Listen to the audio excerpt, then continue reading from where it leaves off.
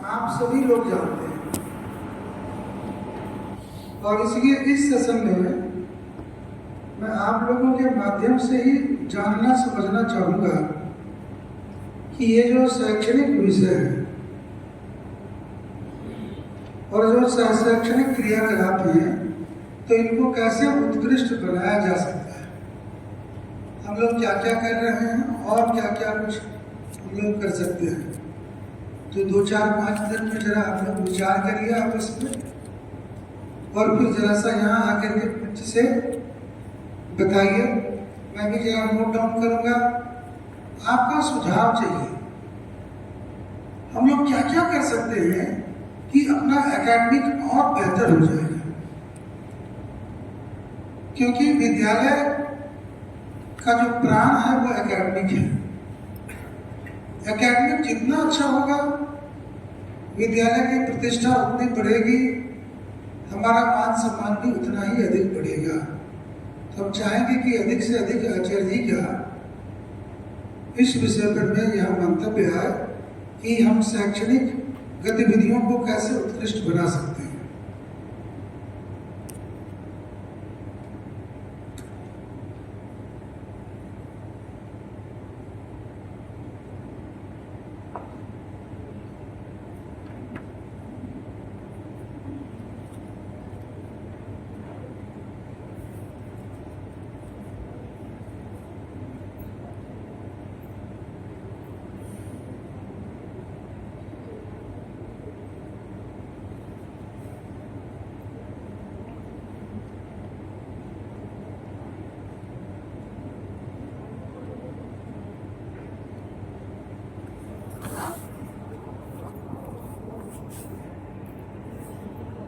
आज त्रिदिवसीय आचार्य कार्यशाला के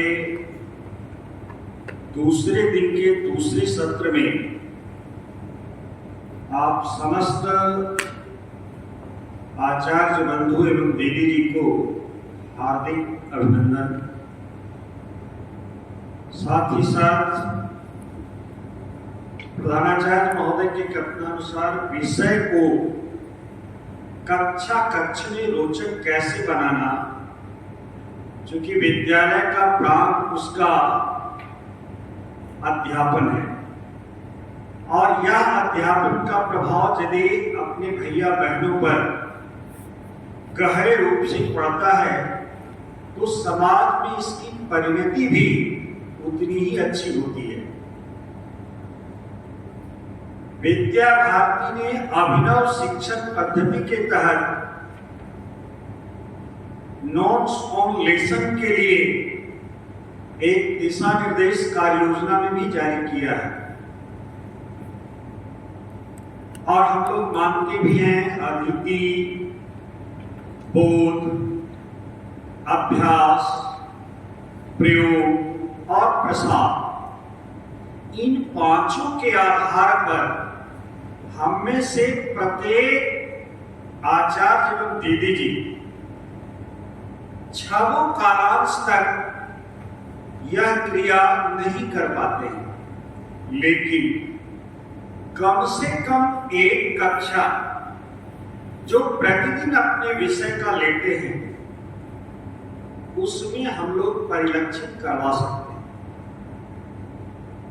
ये दूसरे लोगों के लिए भी आकलन करने के लिए होगा और हमारे लिए भी, लेकिन करना क्या है, कैसे हम कक्ष को व्यवस्थित करते हुए बच्चों पर प्रभाव पैदा कर सकते हैं।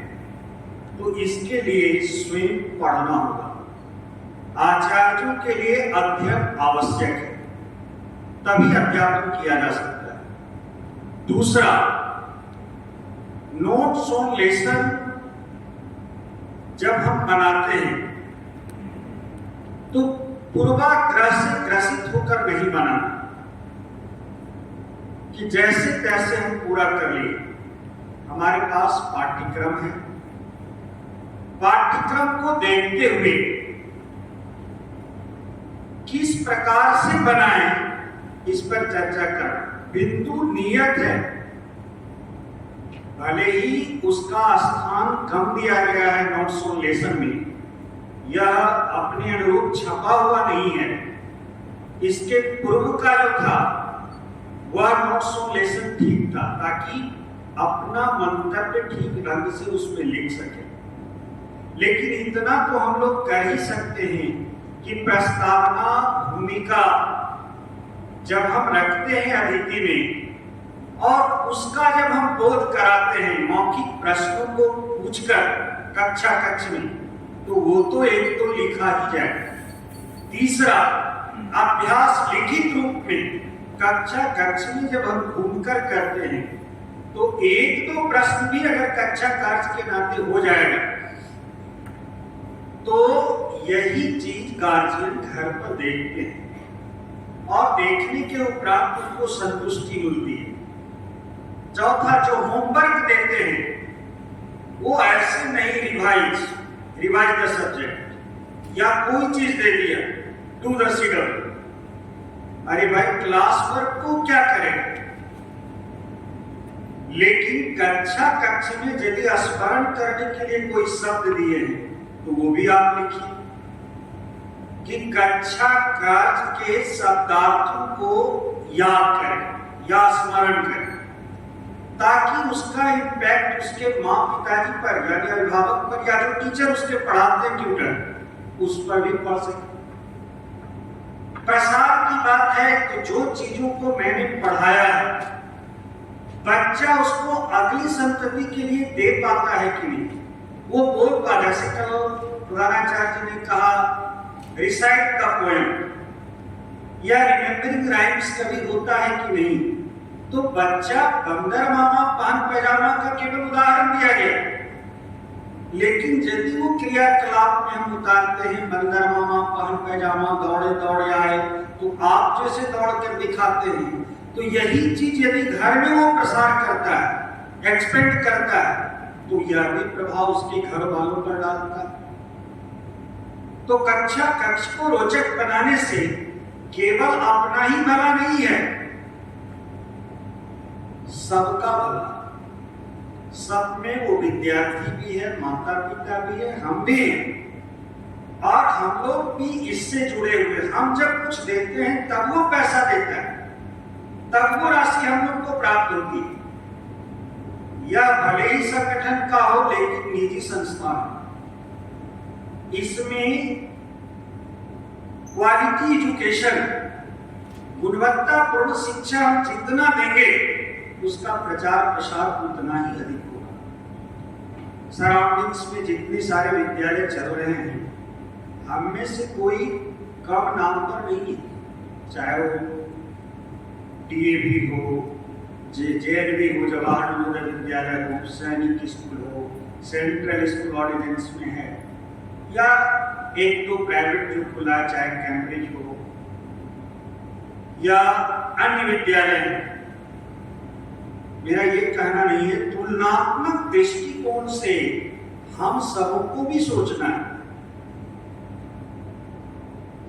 Because we all are the responsible for the quality education. If we will not do our work honestly, then ultimately we will affect in the future. It is 100% right. But how will we teach in the classroom? It depends upon us. For this, we should prepare for our subject, for our lesson. We should make notes on lesson daily. It is not important that principal sir will make his sign on my copy or not, but honestly we will make. Efficiently we will attend the classroom. In time we will go in the classroom. We will deliver everything according to Abhinav Shiksha Yojana in the classroom. ADP 20 says to us that only you will give theoretical knowledge to the students, it will be not fruitful. Sometimes we should show our action. Sometimes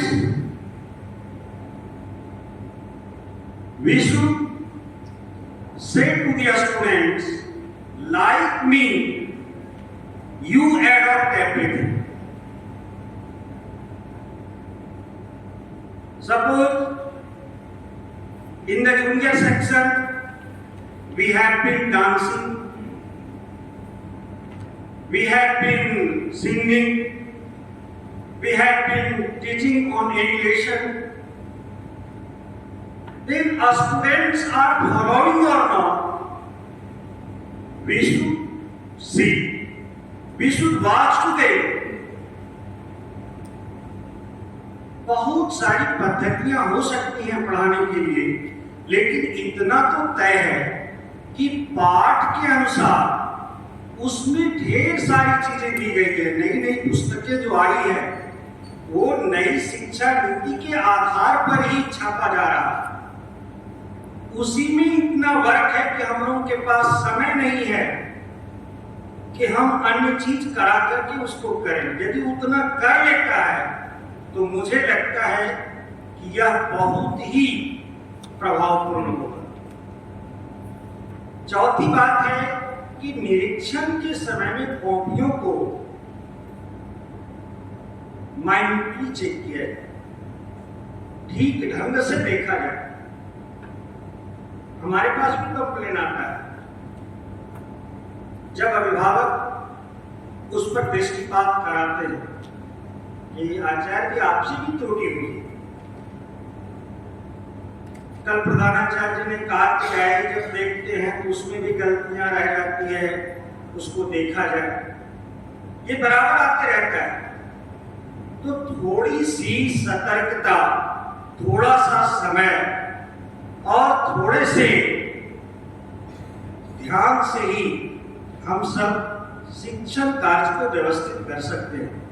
योग तो भाषा के लिए 4 चीजें अति आवश्यक है: सुनना, बोलना, लिखना और कथ्य को प्रस्तुत करना। तो हम लोग इन चारों के आधार पर केवल भाषा पढ़ाते हैं, लेकिन जो अन्य विषय पढ़ाते हैं उनके लिए कोई अन्य पद्धति हो सकती है। लेकिन भाषा के लिए मैं इतना कहूंगा कि एक अनुकरण पाठ भी होता है। जब हम कविता पढ़ा रहे हैं तो कविता की 4 पंक्तियां हमें ही बोलना। यदि हम वीर रस की कविता पढ़ा रहे हैं तो वीरता के साथ उसे ओजपूर्ण तरीके से, थोड़ा बुलंद आवाज के साथ कक्ष में हम बोले। बच्चे भी वो 4 पंक्तियां बोले, तत्पश्चात उसके अर्थ को बताएं। फिर उसमें जो आए कठिन शब्द हैं उनको बोर्ड पर अंकित करें और तत्पश्चात उतारने के लिए बोले कि आप इसे लिखें।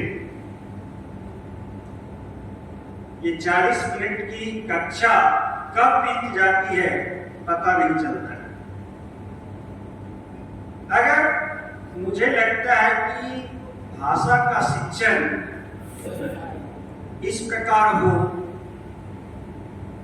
तो विद्यालय के लिए भी अच्छा है, हम लोगों के लिए भी अच्छा है। क्योंकि एक विषयाचार्य बच्चों की आंखों में कैसा है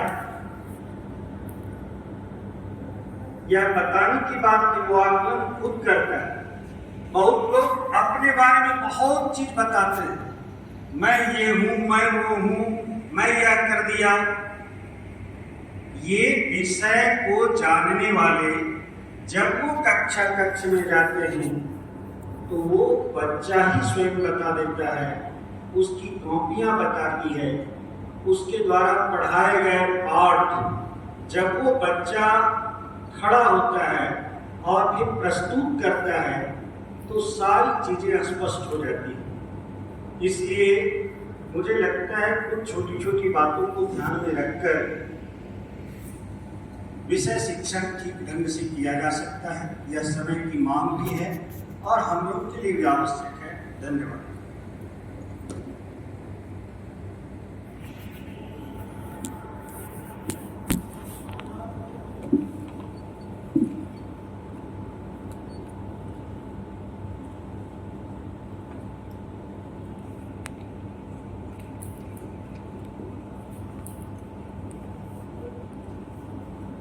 हरिओम। सबसे पहले शैक्षिक क्रियाकलाप को उत्कृष्ट बनाने हेतु कुछ बिंदु हम सभी कक्ष में जाते हैं और जाने के उपरांत कई वर्षों से अनुभव कर पा रहे हैं, तो वो उसमें कुछ सुधार की अति आवश्यकता है। अगर वो हम लोग इम्प्लीमेंट करें तो हमारा एकेडमिक सेशन बहुत अच्छा हो जाएगा। सबसे पहले कि विगत 1-2 वर्षों में हम लोगों ने देखा है कि असाइनमेंट पर डे हर एक क्लास में 2 से 3 असाइनमेंट लगते हैं। ये सबसे बड़ा प्रॉब्लम है। पेरेंट्स, बच्चे आते हैं, हम लोग डायरी साइन करते हैं लास्ट में, हर रोज लगभग 2 से 3 पीरियड अगर असाइनमेंट बच्चे का लगेगा। अगर वो पेरेंट्स बच्चे घर जाएंगे और पेरेंट्स अगर देखेंगे कि ये बच्चे का 3-3 पीरियड, 2-2 पीरियड, 1-1 पीरियड लग रहा है, हालांकि उस अब काफी आचार्य लोग आ चुके हैं तो हमें नहीं लग रहा है कि इसकी ज्यादा प्रॉब्लम होगी, लेकिन अगर ये इस तरह से है तो ये एक सबसे नेगेटिव इम्पैक्ट पेरेंट्स के पास गया है हमारे विद्यालय के लिए। तो इसको लेके मैनेजमेंट की तरफ से भी क्या किया जा सकता है, और हम लोग हिंदी बोलना पड़ता है, बट क्लास में थ्रू आउट अगर हम हिंदी मीडियम में पढ़ाई कराते हैं, साइंस है, मैथमेटिक्स है, सोशल साइंस है, कोई भी से थ्रू आउट अगर हिंदी बोलेंगे तो 2-4-5 ही अगर बच्चे जाके घर में ये बात अगर बोलते हैं तो ये एक मैसेज हमारे सोसाइटी में जा रहा है कि ये विद्यालय कहीं हिंदी मीडियम विद्यालय में तब्दील ना हो। तो इसके लिए हम लोगों को अब अपने आप में चेंज करना है। हम लोग इंग्लिश मीडियम रखें, अगर किसी को दिक्कत होता है वहां थोड़ा बहुत अगर हमको लग रहा है हिंदी भी बोल देते हैं, लेकिन अब थ्रू आउट शुरू से लेकर लास्ट तक इंग्लिश हिंदी मीडियम में टीचिंग ना करें। दूसरा है, ये अभी हम लोगों को एक और सबसे इंपॉर्टेंट चीज है कि क्लास 6 to 8 साइंस की मैं बात कर रहा हूँ, 6 to 8 के बुक में कई सारी एनसीईआरटी में एक्टिविटी दिया हुआ रहता है और हमारे विद्यालय में कोई ऐसी व्यवस्था नहीं है कि हम उसको लैब ला सकें। तो ये हम सब आचार्यों का कर्तव्य बनता है कि हम उसको समय निकालें, हम कब उसको लैब में ला सकते हैं। कई बार हमको अलग अलग जगहों पे असाइनमेंट लगता है और हम वहां पे बच्चों को कभी कभी लैब में लेके आ जाते हैं, तो हम पूछते हैं कि आप ये देख रहे तो नहीं आचार्य, क्योंकि कभी हम आए ही नहीं है। 8 क्लास में बच्चा आ गया, आज तक लैब नहीं आया, आज तक वो माइक्रोस्कोप नहीं देखा। हमारे पास संसाधन की कमी नहीं है, लेकिन जरूरत है कि अगर आप जैसे 2 पीरियड मिलता है 6 to 8, उस 2 पीरियड में आप थ्योरी पढ़ाते हो, लेकिन आप अगर इसी में अगर हम सब कभी मैनेज करें 1-2 पीरियड के लिए, कभी 1 वीक या 2 वीक 3 वीक में उस बच्चों को भी कभी लैब में ले आइए और उनको लैब में लाके और जितने भी इक्विपमेंट है उससे उनको अवेयर कराना। और अगर इसमें नहीं तो कम से कम असाइनमेंट आपका लगता है, जो भी साइंस टीचर है असाइनमेंट लगता है, 4 क्लास में कभी लग गया, कभी 5 में लग गया, हम तो 4-5 के बच्चों को भी ले आते हैं, कभी 7 में लग गया, उन बच्चों को लैब में लाना बहुत जरूरी है। दूसरी और कोई एक्टिविटी कराते हैं, बहुत सारे एक्टिविटी रहते हैं, आप करा सकते हैं। इसके अलावा है कि एक हम लोगों ने कुछ साल पहले प्लान किया था कि 6 to 8 के बच्चों की कुछ एक्टिविटीज हैं, उसके लिए हम मोबाइल लैब शुरू करेंगे। मोबाइल लैब शुरू करेंगे की बात हुई थी, क्लास में ही कुछ इक्विपमेंट ले जाएंगे, वहां पे डिस्प्ले करेंगे।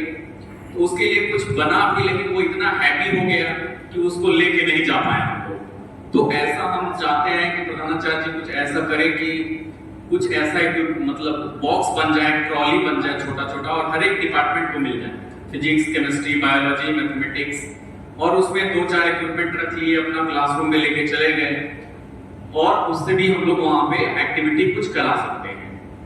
इसके बाद जो बुक लिस्ट दिया गया है उसमें अगर हम चाहे उसमें तो एनसीईआरटी एग्जाम्पलर नहीं, एक बहुत अच्छी बुक है एनसीईआरटी एग्जाम्पलर, तो एनसीईआरटी की ही है, एग्जाम्पलर है और बहुत सस्ती है। हमको लग रहा है कि 6 to हर एक क्लास की आती है, 6 to 12 तक की हर एक विषय की आती है, हर एक विषय की आती है। और उसमें अगर हम एग्जाम्पलर में क्या रहता है, तो जो आपका थ्योरी पेपर है उसी का उसमें ऑब्जेक्टिव क्वेश्चन रहता है, कुछ और मतलब केस बेस्ड क्वेश्चन होता है, मतलब अलग तरह का लॉजिकल क्वेश्चन उसमें होता है। तो हम अपने क्लास में जाएं तो बच्चों को शुरू से ही एनसीईआरटी बुक खरीदवा लें, एनसीईआरटी की एग्जाम्पलर को, वो बहुत अच्छा रहता है और बहुत हेल्प करेगा। इसके अलावा जो एनसीईआरटी में एक्टिविटी दिया गया है, कम से कम वो सारी एक्टिविटी आप कराइए, किसी भी तरह से कराइए। अगर वो सामान की कमी पड़ती है, आप ला के बताएं, सामान कभी भी कमी नहीं हुआ है, जो भी बोला है हम लोगों ने वो सामान हम लोगों को प्रोवाइड हुआ है, बस जरूरत है कि हम कराना चाहते हैं कि नहीं। इसके अलावा है लाइब्रेरी के भी, लाइब्रेरी हम लोगों को मिली है। तो अभी क्या हुआ, हम लोगों ने पिछले सत्र में लाइब्रेरी में जो असाइनमेंट क्लास लगा उसमें हम लेके कभी कभी चले गए। हमको लग रहा है कि अब इसकी एक सेपरेट हो जाए, रूटीन बन जाए लाइब्रेरी की, और उस लाइब्रेरी में बच्चे अपने आप चले जाएंगे, लाइब्रेरी का कार्ड रहे, वो लाइब्रेरी वाले आचार्य वहां हैं, वहां पे विषय किसी अन्य आचार्य को लगाने की जरूरत नहीं, वो लाइब्रेरी वाले आचार्य वहां बैठे हुए हैं, बच्चे अपने जाएंगे और वो आचार्य फिर उनको समय से उनको वहां से छोड़ देंगे। इसके अलावा एक है कि जो हम लोग को सैटरडे होता है, सैटरडे की जो बाल किशोर और कन्या सभा है उसकी रोचकता विगत कुछ दिनों में कम हुई है, और उसको लेकर के सैटरडे की जो अटेंडेंस है, एब्सेंटी, वो भी बढ़ती जा रही है। सैटरडे को बहुत सारे बच्चे नहीं आना चाहते हैं क्योंकि उनको बोलना पड़ेगा, क्योंकि उनको लगता है कि ये 2 पीरियड हमारा बर्बाद हो रहा है। ऐसे अगर उनको लग रहा है तो उसके लिए रोचकता बढ़ाने के लिए हम क्या कर सकते हैं। प्रांत की तरफ से कई सारी चीजें बिंदु लिख के भी दिया गया है, और हम लोग भी चाहें तो उसमें और अच्छा कर सकते हैं। तो ये एक प्लानिंग कर लेना कि हम लोग सैटरडे को बच्चे मतलब अवॉइड ना करें, सैटरडे को की क्लास हो या बाल सभा, कन्या सभा जो भी हो, वो उसकी रोचकता बनी रहे। उसके लिए उसमें ऐसे टॉपिक हमको इंक्लूड करना पड़ेगा, सिर्फ बोलने के लिए नहीं। हर बार टॉपिक आ गया, अच्छा इस पे बोलना है, सिर्फ बोलना ही क्यों है, कभी कुछ और भी हो सकता है, कभी म्यूजिक मैजिक हो सकता है, कभी साइंस का कुछ हो सकता है, कभी बाल संसद हो सकता है, और प्रांत के पास बहुत सारी योजना है। तो ऐसे हम लोग कुछ कर सकते हैं अलग तरीके से। तो उसकी भी प्लानिंग अगर सब लोग विभाग वाइज बैठ के अगर कर लें कि हर एक सैटरडे को क्या क्या करें, उसकी एक तैयारी हो जाए। एक तो कौन आचार्य लिख के दे देते हैं हम लोगों को, उसमें अलग अलग टॉपिक, तो वो सिर्फ रोचक नहीं रह जाता है। इसके अलावा और है, हमको लगता है तो जो हमने कल भी बोला था कि रेसेस के बारे में सोचा जाए, क्योंकि जो रेसेस हर पीरियड में बच्चे, आप क्लास में जाएंगे 2, 3, 4 बच्चे बाहर निकल जाएंगे, कुछ कूदते रहेंगे, इधर उधर घूमते रहेंगे। तो पर्टिकुलर अगर टाइम पे रेसेस होगा 2 पीरियड के बाद, तो वो 5 मिनट का ब्रेक में वो सारा काम कर लेंगे। धन्यवाद। हमारे मित्र विद्वान द्वयर ने शिक्षा और विहंगम दृष्टिपात किया, इसके लिए उन दोनों को मेरा चरण स्पर्श। कहा गया है हम व्याख्यान शैली में न जाएं, हम क्रियात्मक शैली में अगर प्रवेश करें तो बहुत अच्छा होगा। हमारी पहले कल्पना थी बचपन में, छात्र जीवन में, कि हम इंजीनियर बनेंगे, डॉक्टर बनेंगे, ऑफिसर बनेंगे, आईएएस बनेंगे, लेकिन भगवान ने हमको शिक्षक बनने का एक पुनीत दायित्व दिया है, अवसर दिया है। तो हमको तो सबसे पहले यह अपने मन में हटा लेना चाहिए कि मैं इंजीनियर बनने का सपना देख रहा था, डॉक्टर बनने का देख रहा था, लेकिन भगवान ने जो हमें दिया है उसको सहर्ष स्वीकारें। और शिक्षक हैं तो शिक्षक का सामान्य स्तर होता है मास्टर, लेकिन हिंदी में इसका अर्थ होता है जो माता के स्तर तक पहुंचकर बच्चों को समझा दे, अपने पुत्रों के तरह समझा दे, लाड़ के द्वारा, प्यार के द्वारा, दुलार के द्वारा, फटकार के द्वारा, वह मास्टर कहलाता है। इसके बाद हम आते हैं शिक्षक। उसमें 3 शब्द होते हैं, शी, श और क। शी मतलब स्वयं को शिष्टाचार से युक्त होना और बच्चों में भी वही गुण को देखना। क्ष, क्षमाशील, हम छोटे छोटे बच्चों के दोषों को नजरअंदाज करते हुए उसमें अपने पुत्र का भाव, पुत्री का भाव देखें, ममता का भाव देखें, समता का भाव देखें, दयालुता का भाव देखें, तो बच्चे हमसे अधिक जुड़ेंगे। तो क्षमाशीलता दोनों तरफ से, बच्चों की तरफ से, हमारी तरफ से। कर्मठता, हम स्वयं कर्मठ बने, बच्चों के लिए पागल बने रहें, हम स्वयं स्वाध्यायी बने, हम अपने जीवन में अपना ले कि हम अगर पढ़ाने जाते हैं विद्यालय में, भले ही मैं 25 वर्षों से पढ़ा रहा हूँ, क्या होता उससे? प्रतिदिन अगर नवीनता हम नहीं देते हैं तो बच्चों के साथ हम अन्याय करते हैं। हमको ये ध्यान में रखना चाहिए, अगर हम नहीं पढ़ते हैं, जिस रोज नहीं पढ़े हैं, तो प्रधानाचार्य के समक्ष जाकर हाथ जोड़ लें कि आज मैंने पढ़ के नहीं आया है, बच्चों को देने के लिए हमारे पास नयापन नहीं है, इसलिए मुझे पढ़ने का अवसर दिया जाए, हम दूसरे दिन उस विषय को रखेंगे। तो सबसे पहले तो हमारा अपना आत्मावलोकन करना चाहिए कि हम शिक्षक के लायक, हम आचार्य के लायक हैं या नहीं हैं। और गुरु तो सबसे बड़ा होता है, जो गु का अर्थ होता है हृदय में स्थित अज्ञान का अंधकार, और रु अर्थात ज्ञान का प्रकाश दाता। हम शिक्षक के अज्ञान को दूर करते हुए उसके स्थान पर ज्ञान का प्रकाश दिल जला दें, दीपक जला दें, आत्म दीपो भव, उसको ऐसा बना दें कि वह खुद जले। जैसे शिक्षक जलता है तो बच्चों को प्रकाशित करता है, और वह भी जले तो अपने मित्रों को, अपने व्यवहार से अपने घर के लोगों को आलोकित करे, प्रकाशित करे, वह शिक्षक होता है।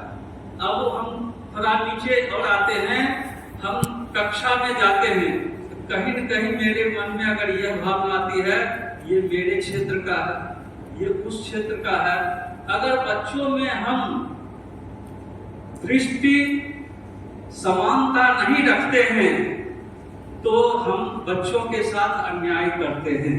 इसलिए हर बच्चों पर हमारा ध्यान रहे, पीछे के अंतिम बच्चों के अंतिम संख्या तक हमारा ध्यान रहे, और कमजोर छात्रों का उन्नयन कैसे हो, उसका भी विकास कैसे हो, उसके लिए हमें क्या करना पड़े, करना चाहिए। हम संस्कृत के शिक्षक हैं, तो संस्कृत के शिक्षक के नाते उसमें जैसे माननीय आचार्य ने कहा, तो यहाँ भी होता है श्रवणम, भाषणम, लेखनम, पठनम। पहले हम जब बच्चा जन्म लेता है तो 2-4 महीना के बाद माँ की बात को, पिता की बात को, अभिभावकों की बात को सुनता है। सुनते सुनते वह पुतली भाषा में कुछ बोलने का प्रयास करता है। इसके बाद चूंकि उंगली उनकी कमजोर होती है, फिर 2-4 वर्षों के बाद वो लिखने का प्रयास करता है, तब वह बोलता है। लेकिन अभी स्थिति ये है कि हम स्वयं ही संस्कृत नहीं बोलते हैं।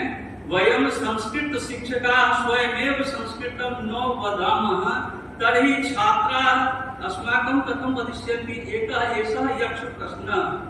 यदि अहम आंग्ल भाषायाः शिक्षकः अस्मि, यदि आंग्ल भाषायाः उच्चारणं स्वयमेव न करिष्यामि तर्हि छात्राणां कृते अपेक्षा किमर्थं भविष्यति। स्वयमेव न वदिष्यामि छात्रा अनुकरणं कथं करिष्यन्ति। आचार्य वही होते हैं जो अपने आचरण से बच्चों को शिक्षित करके, कहना न पड़े, हमारे व्यवहार से, हमारे आचरण से, हमारे अध्यवसाय से, हमारी परिश्रमशीलता से बच्चे प्रभावित हो जाएं और उनके मन में ये लगे कि हमारे शिक्षक हमारे लिए, हमारे आचार्य हमारे लिए अगर इतना व्यग्र हैं, व्यस्त हैं, अपने कार्य में मस्त हैं, तो हमको भी कुछ करना चाहिए। अगर बच्चों को के सामने हम यदि अपना आदर्श प्रस्तुत करते हैं, केवल कहने मात्र से नहीं, अगर हमारे व्यवहार में वो झलकता है, नहीं तो कहते हैं कुछ, करते हैं कुछ, होता है कुछ, परिणाम कुछ होता है, तो हम बच्चों का दिल जीत नहीं सकते हैं। इसलिए कहा गया है बच्चा सादा कागज है, उस पर हम जो अंकित करेंगे वही अंकित होगा, और वह जो अंकित होगा चिरस्थायी होगा। वही आगे के जीवन में, चाहे उसके मन में हम गलत भावना भरे, अच्छी भावना भरे, वह प्रभावित करेगा। और अगर बच्चा अच्छा बनता है, शिक्षक समझता है कि मैं अच्छा बना। अगर छात्र बुरा बनता है, छात्र नालायक है, इसका अर्थ है कहीं न कहीं शिक्षकों में दोष है। वह अपने दोष को प्रत्यक्ष रूप में या अप्रत्यक्ष रूप में बच्चों के बीच परोसा है। चीन देश की एक कहावत है कि किसी भी देश का विकास न मंत्री करता है, न साधु करता है, न संत करता है। उस देश के भविष्य का विकास उस देश के विद्यालय के कक्षों में भविष्य का निर्माण होता है, चरित्र का निर्माण होता है। जैसा बच्चा कक्षा में सीखता है, वैसा ही आगे बढ़कर वह समाज निर्मित होता है। इसलिए हमारे ऊपर बहुत दायित्व है। हमको अपनी भाषा को बच्चों के स्तर के अनुरूप बनाना चाहिए। कोई विशाल वट वृक्ष है, लेकिन इतनी ऊंचाई तक है, इतना विशाल है, लेकिन वह फल देता ही नहीं है, तो किस काम का? अगर कोई कलमदार वृक्ष है, हाथ बच्चा बढ़ाता है, कोमलता से तोड़ लेता है, फल प्राप्त कर लेता है, उसके लिए वही अच्छा है। हम कितना जानते हैं इसका कोई महत्व नहीं है। हम बच्चों में कितना डाल पाते हैं, सबसे बड़ा महत्व यह है। इसके लिए अगर एक कवि ने कहा है, जो दीपक स्वयं ही बुझ गया है, वह अन्य दीपक को क्या जलाएगा?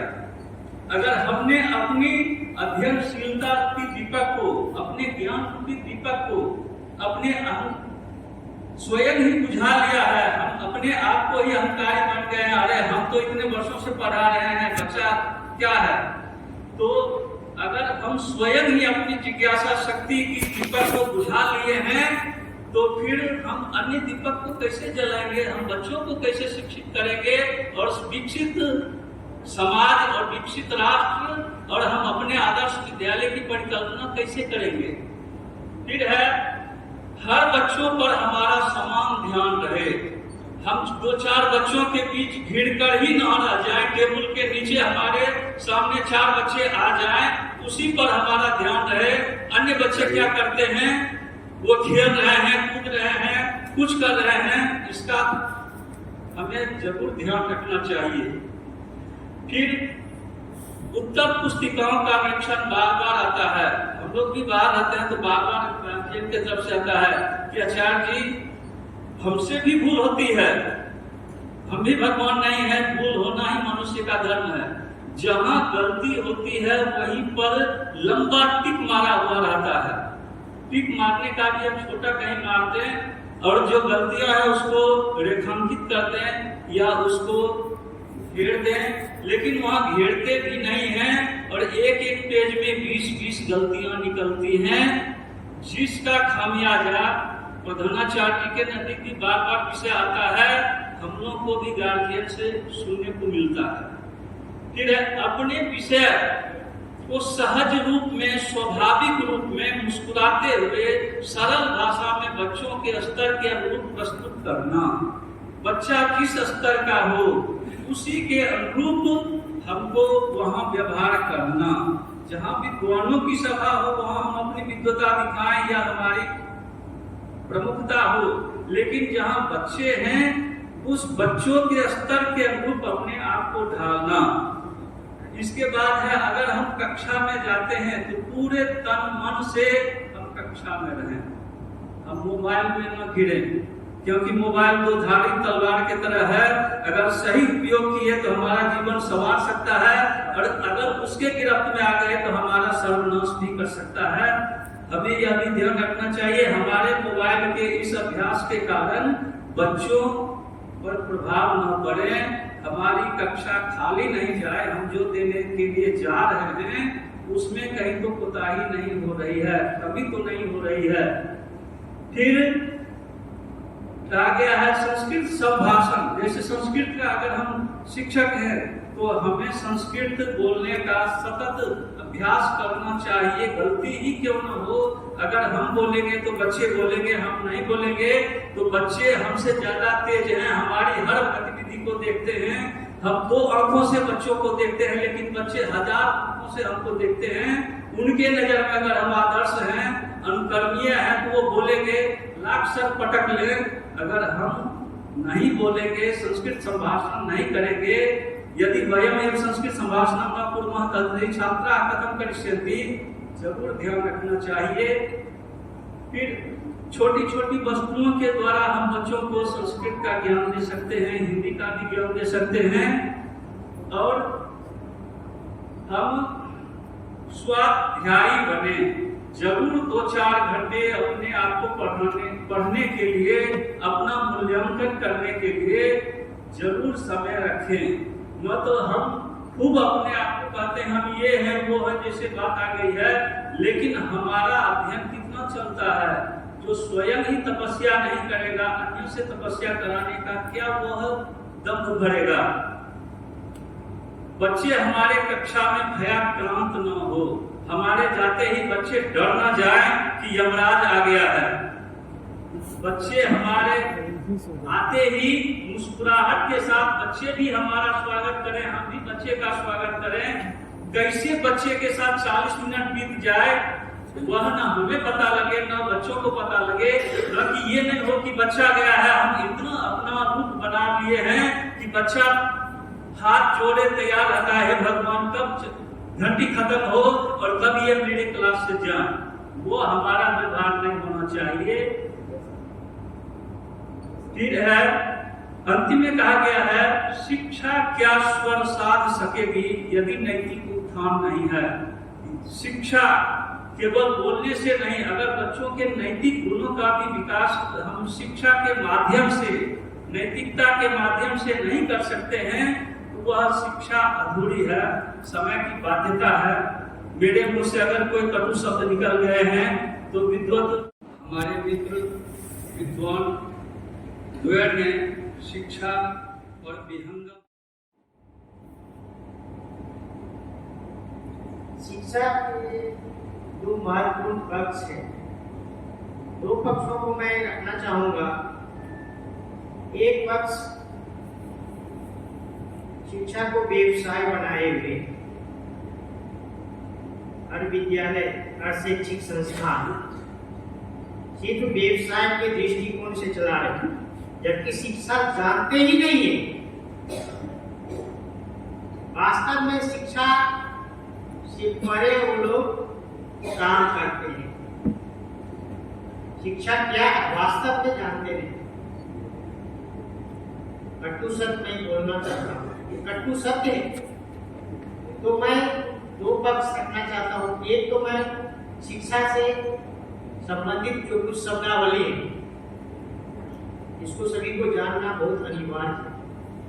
यदि हम शिक्षा से संबंध रखते हैं, शिक्षक हैं, आचार्य हैं, तो इस चीज की ज्ञान होना चाहिए। एक पक्ष ये, और दूसरा पक्ष जो मैं कक्षा काल में करता हूँ, वास्तविकता जो है। तो सबसे पहले शिक्षा शब्द संस्कृत भाषा की शिक्ष धातु से बना, शिक्ष धातु से बना हुआ। अब शिक्ष धातु में क प्रत्यय लगा करके शिक्षा बना,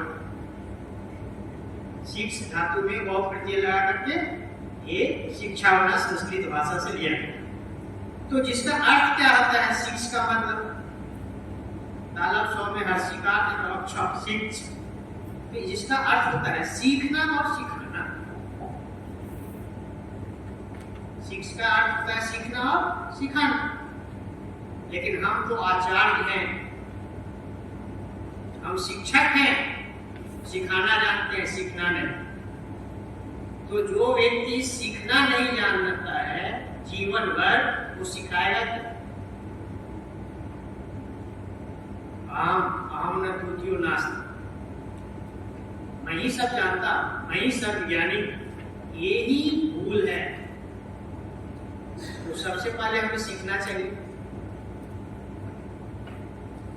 तो शिक्षा का अर्थ हुआ सीखना और सिखाना। तो अब इसके कुछ जो विदुषी हैं, विद्वान हैं, शिक्षा शास्त्री हैं, उनके अनुसार समझ लेते हैं कि क्या है शिक्षा। लेकिन इससे पूर्व इंग्लिश में, अंग्रेजी में एजुकेशन शब्द दिया गया है लैटिन भाषा का एडुकेटम से। एजुकेशन जो शब्द बना हुआ है लैटिन भाषा का एडुकेटम से लिया है। अब एडुकेटम का क्या अर्थ होता है? अंतर्निहित ज्ञान को बाहर निकालना। मतलब सभी में ज्ञान है, हर चीज में ज्ञान है। उस पर अभी बहुत मैं फोकस करना नहीं चाहता हूँ, क्योंकि हर एक चीज का अलग अलग कला है, उसके अनुसार उसमें ज्ञान का स्तर है। लेकिन मैं ये कर रहा हूँ हर चीज में ज्ञान है, उस ज्ञान को बाहर निकालना, यही शिक्षा है। संकुचित रह जाता है, ज्ञान अंदर निहित रह जाता है, पूर्ण शिक्षा तो हुई नहीं। एडुकेटम शब्द का अर्थ होता है अंतर्निहित ज्ञान को बाहर निकालना, अंग्रेजी में और हिंदी या संस्कृत। अब महात्मा गांधी के अनुसार क्या कह रहे हैं उन्होंने? वर्षा एक सम्मेलन हुआ था, जिसमें वर्षा सम्मेलन में महात्मा गांधी ने कहा बालक एवं मनुष्य के शरीर, मस्तिष्क और तथा आत्मा, बालक हो या मनुष्य हो, उसके शरीर, मस्तिष्क और आत्मा। शरीर हो गया जो फिजिकल स्ट्रक्चर, माइंड और आत्मा, सोल, ये तीनों का सर्वांगीण सर्वोत्तम विकास। बहुत बड़ी बात कही है, समझिएगा। सर्वांगीण और सर्वोत्तम। सर्वांगीण की बात करते हैं हम लोग, लेकिन अभी सर ने कहा एक्सेलेंट। सर्वांगीण के बात सभी लोग करते हैं, लेकिन सर्वोत्तम छोड़ देते हैं। अब जब सर्वोत्तम छोड़ देंगे तो एक्सेलेंस पे पहुंचेंगे क्या? सर्वांगीण विकास, सर्वांगीण सर्वोत्तम विकास। क्या चीज का? शरीर का। स्वस्थ मन में होता है स्वस्थ शरीर, तो स्वस्थ शरीर, माइंड और आत्मा। ठूस ठूस के बच्चों को हंसा करके, रटा करके, पिटा करके पढ़ाना शिक्षा नहीं है, जो हम लोग करते आ रहे हैं आजकल परिवेश में। कभी नहीं। आप शरीर से स्वस्थ बना दीजिए, माइंड को डेवलप कर दीजिए, आत्मा को शुद्ध कर दीजिए, शिक्षा हो जाएगी। वो ऋषि के समान बनेगा, महान व्यक्ति बनेगा, महान नागरिक बनेगा, महान नागरिक बनेगा, देश का सर्वोत्तम नागरिक बन सकता है, यदि ये चीज हम डेवलप कर सकते हैं। अरस्तु ने कहा स्वस्थ शरीर में स्वस्थ मस्तिष्क का निर्माण करना ही शिक्षा है। अरस्तु भी एक बहुत बड़े शिक्षा शास्त्री थे, तो उनके अनुसार क्या कहा गया है? स्वस्थ शरीर में स्वस्थ मस्तिष्क का निर्माण करना ही शिक्षा है। क्या शिक्षा है? स्वस्थ शरीर में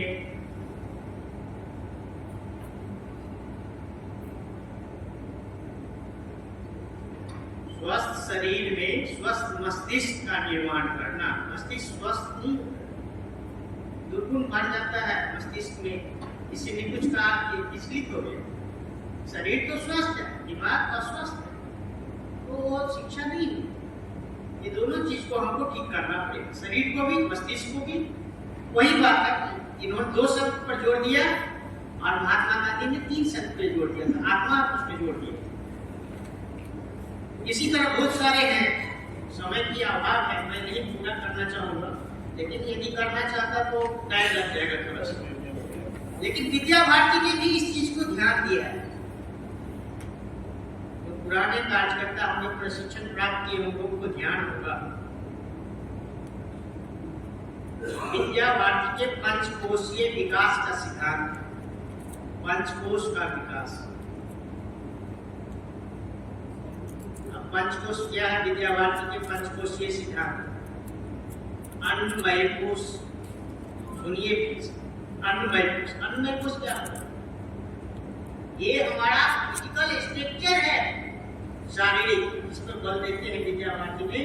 खेल का मैदान में बच्चों का शरीर का खींचना, रगड़ना, दौड़ना, कूदना, इसमें बल देता है। ये भी एक आम अंग है, अन्नमय कोश। दूसरा है प्राणमय कोश, स्पिरिचुअल डेवलपमेंट। प्राणमय कोश, जिसमें हम योग करते हैं, स्पिरिचुअल उसको डेवलपमेंट करते हैं, तो दूसरा होता है प्राणमय कोश। तीसरा होता है मनोमय कोश। अब मनोमय कोश क्या होता है? ये जो सब लिखा होगा इसका अर्थ ही बहुत लोगों को व्यापक समझ में नहीं आता। मनोमय कोश, मनोमय कोश का मतलब माइंड का डेवलपमेंट। शरीर का तो कर दिए, शरीर के बाद दूसरा प्राण का प्राणमय कोश है। प्राणमय स्पिरिचुअल डेवलपमेंट कर रहे हैं, आध्यात्मिक उसका डेवलपमेंट हो जाए। तीसरे बाद मेंटल डेवलपमेंट हो जाए। उसके बाद आनंदमय कोश, संगीत से रिलेटेड है। और जो मुख्य बातें हैं जो कक्षा कक्ष में चलता है, विज्ञानमय कोश, नॉलेज डेवलपमेंट, नॉलेज का डेवलपमेंट। तो इसी चीज पर मैं मेन फोकस था। लेकिन ये जब तक ये चारों पांचों कंटेंट एक दूसरे से रिलेटेड है, तो इस चीज को समझना चाहिए। क्योंकि समय को ध्यान में रखना है, मैं ज्यादा बोलना नहीं चाहूंगा क्योंकि समय लग जाएगा, बहुत कुछ मन में है। दूसरा मैं जो करता हूँ उसी चीज को बताना चाहूंगा अंत में। अब कक्षा कक्ष में जो करते हैं, तो व्यवहार में जो करते हैं वो कीजिए। किताब में जो लिखा हुआ है उसको सिर्फ डिलीवर मत कीजिए। वो तोता, रटा हुआ तोता बनेगा। जो व्यवहार में करते हैं उस कंटेंट को, उस चीज को डिलीवर कीजिए एग्जाम्पल के साथ। Content with in practical life. दूसरा, अब उसको बच्चे समझेंगे नहीं, क्रिएटिविटी के थ्रू आप बताइए। अब बोलिए creativity. Hariom to all of you. First of all, we are all honored to be the teachers, because a teacher can change the nation. You should be proud of it. It's not a job. You are all a touchstone. You can change the mindset of the students. But the question is, how is it possible? And that is the most difficult question for all of us. Because we take it just as a job. That's all. We go to the classrooms to complete our syllabus and to come out as soon as possible. That's all. Sorry to say, it is not possible to change the nation with that mindset of the teachers. You are not ordinary person. You are very special. You are very special. You can change the nation at a night. And therefore, you have to change yourself first. It is very easy to deliver long lectures and speeches. Sorry to say, please do not take my words personally. I do not want to hurt anyone, but whatsoever I feel, I want to tell. It is very easy to give lengthy lectures. But it is very difficult to implement all these words on ourselves. When you become true to yourself, then the outputs will come in the classrooms. Before going to the main topic, I would like to mention some chapters which have been included in the CBSE chapters of class 9th, 10th, 11th and 12th. I hope you don't know. The first chapter name is The Sound of Music, and I would like to all to read the chapter. The Sound of Music. It was a chapter about a deaf girl, the girl who could not listen after 11 years. She was completely deaf. And you know that a deaf girl could never play music. But that girl, named Evelyn Glennie, had a dream to become the percussionist in the sense of tabla player. He went to different teachers. He met so many teachers and expressed her wish that she wanted to be a musician. Most of the teachers discouraged her because she was deaf. And that is the simple definition of the teacher. So when a student comes to us with some questions, we immediately judge the student. No, it is not possible for you. Instead of going inside our minds. Then in the same chapter, she found a teacher named Ron Fox.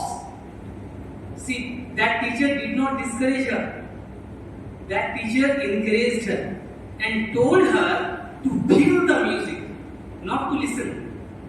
And instead of giving simple lectures, he told her to feel the music just like we feel the raindrops on our body parts. And you would not believe it that within few days the child started listening music with the help of the body organs. We hear music, but she feel music. That chapter is in class 9th. And the name of the teacher was Ron Fox. So that is the first duty of a teacher, to make them feel that they can. Never say they can't. Every child is very special. Every child has a lot of positive aspects and attitudes. So please do not make them feel that you are inferior, you are nothing. Please don't do that. You can change each and every one. Please touch them carefully. That's why I have used the word touchstone. You are a touchstone. I hope you know the meaning of the word touchstone. Touchstone can turn any object to gold. Therefore, I want to use the word touchstone for every teacher. You are not ordinary. You are very, very special. Next chapter that is given in class 10th. The name of the chapter was Bholi. In class 10 supplementary book. Again, once again, the role of a teacher had been beautifully described. Bholi was a simpleton. It means she had lack of sense. She did not understand the words spoken by someone. She fell from God. Her brain got damaged and she started stammering. She was unable to speak fluently. And after a few months, due to pox, I hope you know the word pox, due to that her face was damaged. So she had neither good look nor intelligence. In such a condition, you will be surprised to know that even her own parents did not treat her well. She was fully neglected. They did not give her new dresses. They did not treat her well. She did not go to the school. She did not get any new clothes. She was never loved by her parents. At that time, she was sent to a school. She went to school and the teacher asked her name. She could not speak as she stammered. The teacher asked her name. She could not speak her name. She was very much ashamed and she started crying. The teacher very politely asked her to speak it once again. That time she tried and she spoke her name. Once again, it was shown in that chapter that due to the motivation and inspiration and love and care of a teacher, the child was changed. She stopped stammering. And the end of the chapter was also very much surprising. At the end of the chapter, the child who was always neglected, humiliated, insulted by the people, stood against the injustices of the society. She decided not to marry to a grown-up man and decided to teach in the same school which changed the life of the student. So you are a teacher. Next chapter is given. It is not a chapter, it is an autobiography. It is about Albert Einstein. You should know about it. From the beginning of his education, Albert Einstein was a rebel. He did not like the standard methods and techniques of a classroom teaching. For him, classroom teaching is not about rote learning. No, it's not to memorize data. It's not to memorize notes. It's all about developing ideas and critical thoughts. What happened, let me tell you. One day, Albert Einstein was in his class. The teacher asked him a date. Albert Einstein clearly answered that he did not know the dates. The teacher asked him why he did not know the dates. He replied that he did not like to memorize the dates of the history books because dates are always found in the textbook. Why should he remember the dates? Because it was useless and illogical. The teacher became angry. Then why could you not follow my instructions? I am the teacher. I am the teacher and you have to follow my instructions. There is the problem for us. When we think that I am the teacher and you have to follow my instructions, that is the second mistake that we do. Sometimes the students are far better than all of us. I personally felt it. That's most of the times I found that some children could speak better than me. They could debate me. So when you underestimate a child, that is your mistake. You are not the superior one. You are not. So please do not impose your strategies to them. Let it nurture by itself. Let me continue my story. The teacher started arguing with the student, Einstein.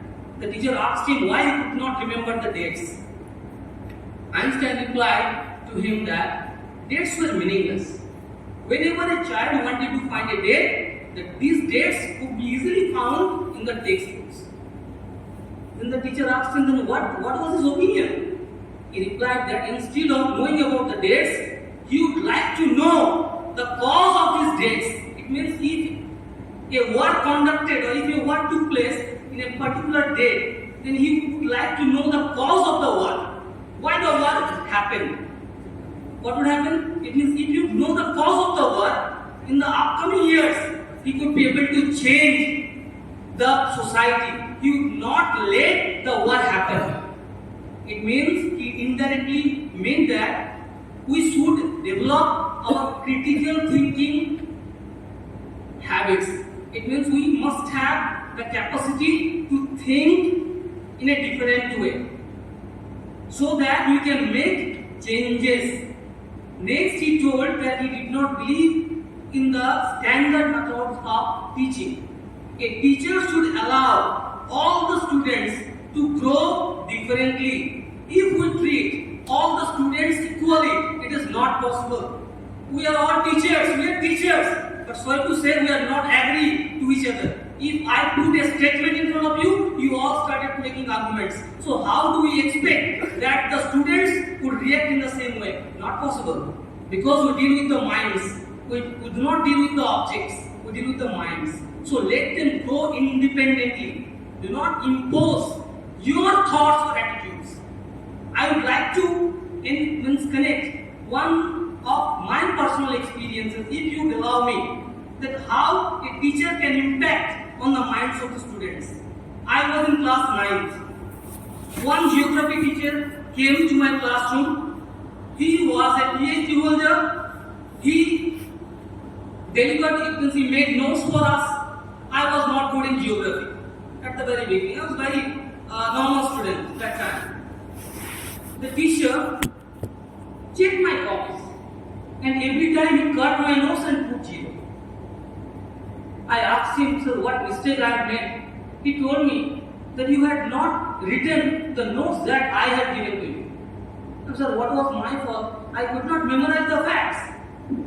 I believed in understanding, so I expressed my points, and you cut and put it 0. So he told me that if you want to get marks, you have to copy my style. You have to memorize my notes. Do you know what is the result of it? I started grading 1, 2, even 3. I am not ashamed to speak the truth. I got very less marks. And the teacher was responsible. What idea came into my mind? That I did hard work in geography. I answered all the questions, and instead of answering all the questions, I got 0. So what was better? Leave studying geography. I stopped reading geography. And I got the impact on the board examination. So can I ask you a question? Who was responsible for my poor learning of geography? Of course, I was not. So please let the child grow individually. A child is very special. I hope all of you have seen the movie Tare Zameen Par. That movie also gave a very specific message to all of us. That child even was neglected by her parents. Nobody was interested to know his problem. What was his problem? We are not interested. We are so engrossed in our personal lives that we have no connection with the students' problems. Believe me, if you touch the problems of the students, you will be the superhero of them. A teacher is the superhero for the students. But you have to touch them, you have to touch their hearts. Help them to come out of the problems.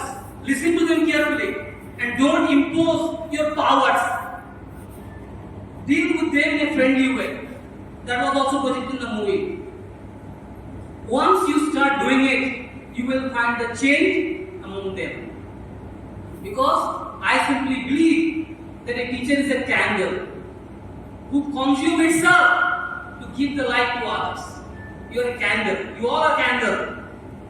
You all are very special. You are not ordinary. But please try to connect yourself to the students. Our honorable teachers, Samanacharya ji, Arjun sir, Puranjay sir already mentioned these points. Try to be connected to them. Try to understand what is going inside them. Why they are not interested in the subjects. What is the problem? Why they want to escape from your classroom? Please ask them. And sometimes the answers could be very much surprising. Maybe. But please be patient and listen to them. And next, and most of the thing, already some of you said that be honest to them. Be honest means, if you do not know any answer, do not tell them lie. Accept, yes, I don't know. Once I was attending a lecture of a professor. I was in university and the professor asked us to say something in English. That time I was not so fluent. I was hesitant. So nobody answered. The teacher came on the dais and told the student, what do you think that I am William Shakespeare? I am not William Shakespeare. I make so many grammatical mistakes. So if I am not perfect, how would you be perfect? So that put confidence in us. When you tell them that you are not the perfect, when you accept your faults and things, when you tell, no sir, I have also made mistakes, the students also get confidence. And we started speaking one after another. The next important factor is our level of delivering our lessons. When inside the classroom, we think that we are the most knowledgeable person in the world, and there is the problem. Because the level of a student is not up to your level. To give them something, you have to put down your level. Then it is possible for you to make them learn. Learning is totally an integral part. It is an internal part. You could not impose learning to anyone else. Yes, you could put pressure on them, but you could not make them learn. When is it possible? How can we make the class very, very effective? Yes, it is possible. Going inside the classroom, when you adjust your level with the level of the students, automatically learning will be very, very easy. And next, some points that I have made, that is, always be optimistic. One story that I have not told yet. Another story was given in class 12. So some words that I am going to mention, if we start using these words, change is possible. Hari to all of you. First of all, we are all honored to be the teachers, because a teacher can change the nation. And you should be proud of it. It's not a job. You are all a touchstone. You can change the mindset of the students. But the question is, how is it possible? And that is the most difficult question for all of us. Because we take it just as a job. That's all. We go to the classrooms to complete our syllabus and to come.